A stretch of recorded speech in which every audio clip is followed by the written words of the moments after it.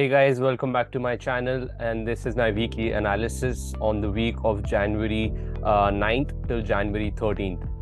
तो जैसे हम जनरली करते हैं हमेशा एनालिसिस कि मार्केट में आगे क्या लेवल्स हैं निफ्टी और बैंक निफ्टी में और हमें क्या क्या चीज़ें कंसिडर करनी चाहिए, वही सेम चीज़ अभी हम देखेंगे एंड डिस्कस करेंगे कि क्या क्या लेवल्स हैं एंड इम्पॉर्टेंट इवेंट्स क्या है.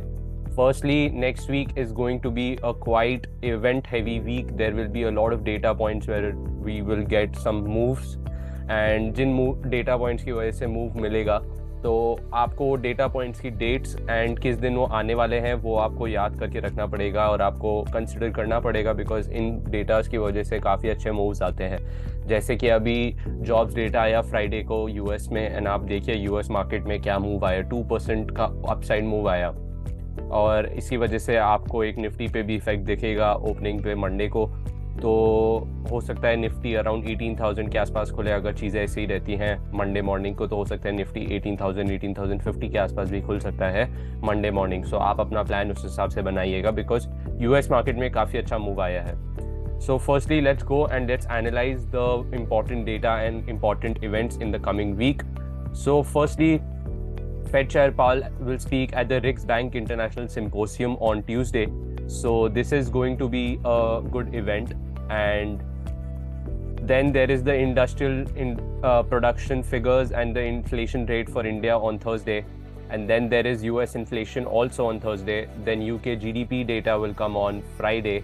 And the US Michigan's consumer sentiment on Friday, which shows you how the sentiment is among the consumers in the market. And the number is, if it's higher, then it's good that there is some confidence in the market. And then there is US earnings which are going to be announced. Most of the banks will announce their results on Friday in US. Now coming on to the Indian earnings. Firstly, we have TCS on 9th. So we are also starting our earnings season in the coming week. Firstly, it's going to be TCS from the IT pack, and then there is Cyient. Then there is HCL Tech from IT and Infi on 12th. And then lastly on 13th, another IT company, Wipro, will announce their results. So these are the important data events for the coming week. Now let's go and let's analyze the chart of Nifty.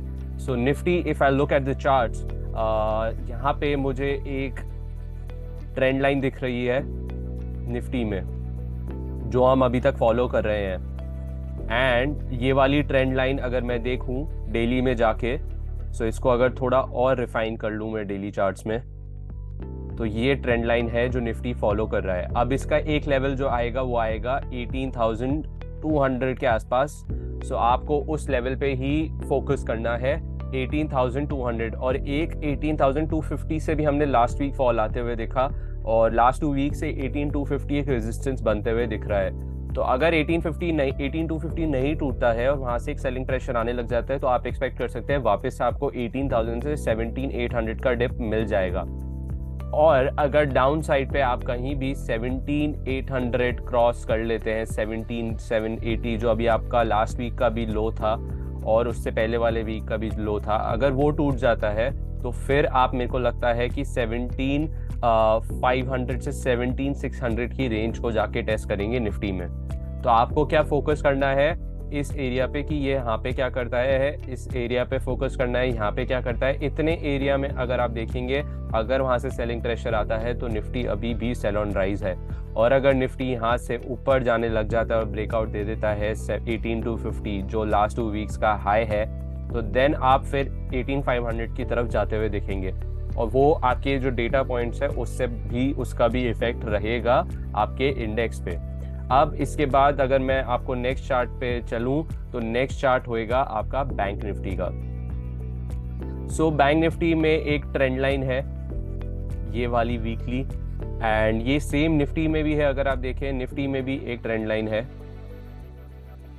Similar to that, और उसके नीचे आप trade कर रहे हैं.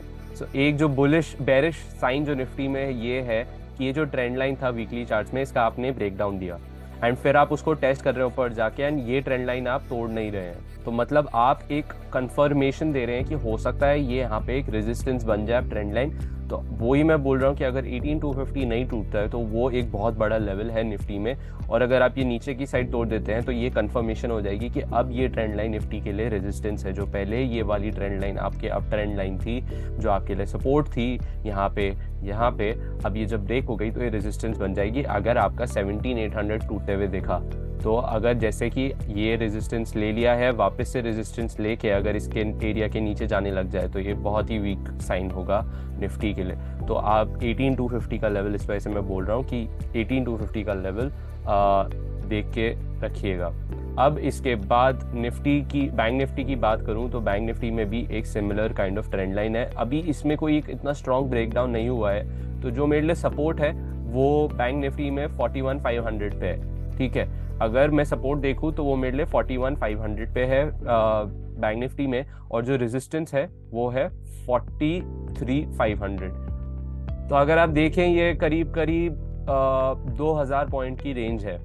तो अगर आपको बैंक जाते हुए दिखे ऊपर और यहाँ पे एक रेजिस्टेंस देखते हुए दिखे, तो मैं फिर क्या करूंगा, मैं एक जनवरी 19 की एक्सपायरी में एक ट्रायंगल बनाने का सोचूंगा, जिसमें मैं उसको इस तरीके से डिप्लॉय करूंगा कि मेरे को प्रीमियम्स अच्छी मिल जाए, कि जब बाउंस आए तो मैं कॉल सेल कर दूं जिससे कि उसकी प्रीमियम्स अच्छी हों, और जब मैं नीचे थोड़ा आए तो पुट सेल कर दूं जिससे कि उस पर भी प्रीमियम्स मिल जाए।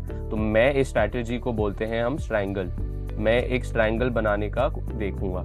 तो अगर ट्रायंगल बन जाता है और अगर अच्छा वर्कआउट करता है और इसी रेंज में मार्केट रहती है तो अच्छा है, बट अभी एक सेलिंग प्रेशर है, तो रिस्क है कि ये नीचे की साइड टूट सकती है। तो अगर नीचे की साइड टूटने लग जाती है तो आप ये नीचे वाली साइड को लॉस बुक करिए, क्योंकि ऊपर वाली में आपको प्रॉफिट हो रहा होगा। जो कॉल सेल करी होंगी आपने उसमें प्रॉफिट हो रहा होगा, और जो नीचे वाली साइड है उसमें मुझे लॉस हो रहा होगा। तो मैं देखूंगा, फिर उस पर एडजस्ट करूंगा। बट ये अगर रेंज जो है ये वाली, अगर ये मार्केट यहीं पर रह जाती है तो ये एक आपके लिए अच्छी अपॉर्चुनिटी है जिसमें आप ट्रायंगल्स बना सकते हैं।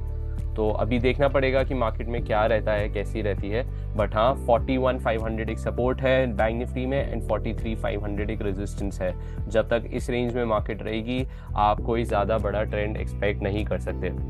So guys, this was the video, this was the analysis on Nifty and Bank Nifty. IT sector पे ज़रूर नज़र रखिएगा। IT की most of the top companies, big large caps अपने रिजल्ट्स अनाउंस कर रही हैं in the coming week. So data heavy week है, and if you like this video, do hit the like button, and also don't forget to subscribe to the channel.